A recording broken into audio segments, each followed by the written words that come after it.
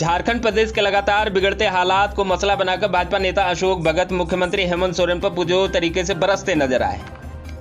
विशेष बातचीत के दौरान अशोक भगत ने सबसे पहले महागठबंधन सरकार को विकास विरोधी बतलाया तथा कहा कि इस सरकार के दौर में पुरानी सारी योजनाओं को बंद कर दिया गया है, जो ठीक बात नहीं है। देखिए,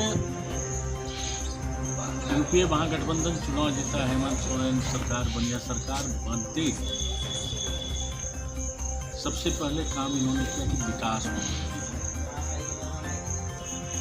सारे प्रोजेक्ट जो के तो पड़े रहे, और आज भी हम कहेंगे जो हम लोग के समय का स्वीकृत योजना था, केवल वो ही लागू रहता, अभी तक चालू रहता, तो फिर एक नई प्रदेश, क्योंकि चुनाव के साल में, अंतिम साल में हम लोगों ने विकास की गाड़ी को और तेज बढ़ाया। साथ ही साथ उन्होंने हेमंत सोरेन के चुनावी वादों को पूरी तरह खोखला बतलाते हुए कहा कि चुनाव के दौर में हेमंत सोरेन ने आम जनता से जो वादे किए थे उस पर कोई काम नहीं किया जा रहा। बेरोजगारों को बेरोजगारी भत्ता देने का वादा किया गया था तथा पारा शिक्षकों का मानदेय बढ़ाने की बात की गई थी।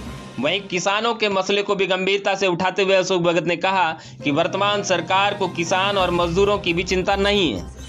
इन्होंने कहा था कि हम बेरोजगारी भत्ता देंगे, फाइल पेंडिंग चलेगी। पारा टीचर को हम मानदेय बढ़ाएंगे, 50,000 देंगे, फाइल पेंडिंग चलेगी। अभी आप बीज का ही सीजन नहीं है, अभी जो किसान को बीज देने का समय है।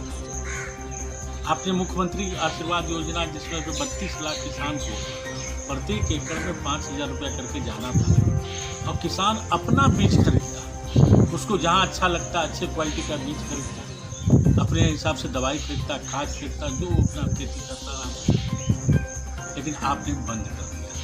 वहीं पिछली सरकार के दौर में सड़क, सिंचाई और बिजली के क्षेत्र में निर्धारित कई योजनाओं को रोके जाने पर भी अशोक भगत ने कड़ी आपत्ति जताई तथा कहा कि मुख्यमंत्री को आने वाले समय में जनता के सवालों का जवाब देना पड़ेगा। आप बिजली के क्षेत्र में आप दाम बढ़ा दिए,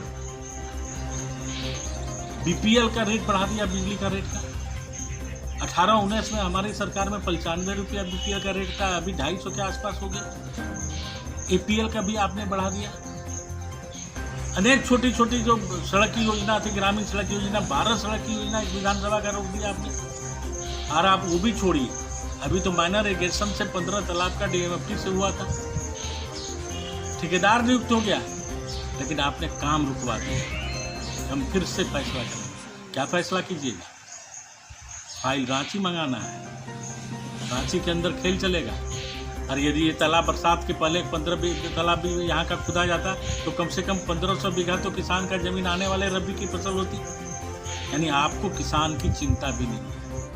इन सारे मामलों के बीच अशोक भगत ने वर्तमान दौर में झारखंड प्रदेश में खनिज संपदाओं की मची लूट को भी खुले तौर पर मीडिया के सामने रख दिया और पूरे दावे के साथ उन्होंने कहा कि वर्तमान दौर में महागठबंधन की सरकार जो जल जंगल जमीन बचाने की बात किया करती थी, आज सत्ता मिलते ही झारखंड में महालूट मचाए हुए। आप भी देखते होंगे कभी राज्य में सबसे ज्यादा साहेबगंज पाकुड़ जिला में माइनिंग की लूट हो गई। अभी जिला प्रशासन अभी एक एफआईआर किया था, 137 आदमी पर एफआईआर किया, और चलान नहीं चल रहा। तो संसाधन पर लूट कैसे करें? ये हेमंत सोरेन को ले डूबेगा। और अंत में हेमंत सोरेन की सरकार को झूठा वादा करने वाली सरकार बतलाते हुए अशोक भगत ने कहा कि आने वाले समय में मुख्यमंत्री हेमंत सोरेन को मुंह छिपाकर पश्चाताप करना पड़ेगा। आपको मुंह छुपाना पड़ेगा झारखंड की जनता के साथ, और आज ने एक दिन आपको पश्चाताप करना पड़ेगा कि हमने कांग्रेस के चक्कर में इस राज्य को डुबाया।